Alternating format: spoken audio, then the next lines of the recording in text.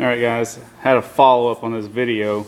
When I was driving and I did not notice it, but you all probably will in the video of me backing out of the driveway and starting the engine and watching it idle. My alternator was not charging.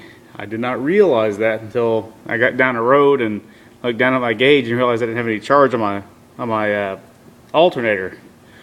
So I had to come back and do a little rewiring, but let me show you what I did. It was easy enough to figure it out because I knew it was going to be down in this cluster. Here's those wires I cut apart. So like I said, not all of them are going to be, let me get this light down here so you can see. Not all of these wires get used. See that bundle right there? Right here. These guys, and there's a bunch of them over here. Now see, some of these are from the 94, and some of the stuff the 94 truck had. I think it had some like off-road lights. Not really like fog lights. That truck had fog lights. I don't have those. I'm going to assume that some of those are for the fog lights. And this guy right here is something, and this is something. I don't know what all did what. All I know is my alternator problem had to be something over here, because these are the only wires that were truly messed with that would interfere with that. Let me show you what it was. It ended up being these two guys right here. It's right here. I'll actually splice it back together, do an honest to God splice on it. But this is actually a green wire with a red tracer on it. So it's a green wire with a red stripe on it. And those are the ones that run my charging system. And the only reason I know for sure it's what it is because I pulled out my trusty voltmeter. Did I put it away already? See, I pulled out my trusty voltmeter. This guy here. And I ran it down to 20 on ohm, because there's my little ohm symbol.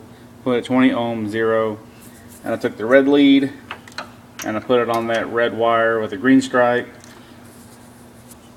And I stretched the other wire over here. In fact, it's still in there. I actually have a probe sitting in there, a little pin that's sitting inside, and it's actually touching the sheathing, past the sheathing, actually to the middle part of the wire. And I touched those two together, and it came up to 0.007. So that was where you knew that they were making their meat, because when this guy goes, when these two here go together on 220, see the meter.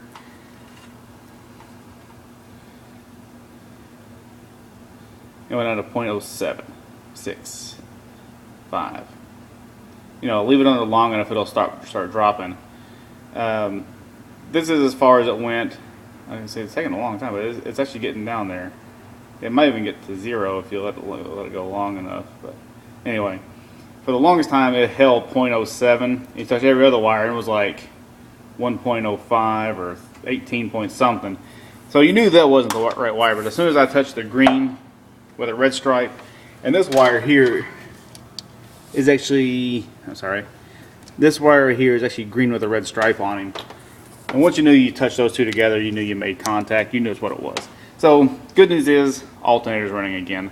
And I was gonna let you follow up on that, and maybe while I was apart, show you some of the, rat's nest of wiring that I'm gonna have to do a little cleanup on. But it's not so bad. You'll never see it anyway once you cover it up.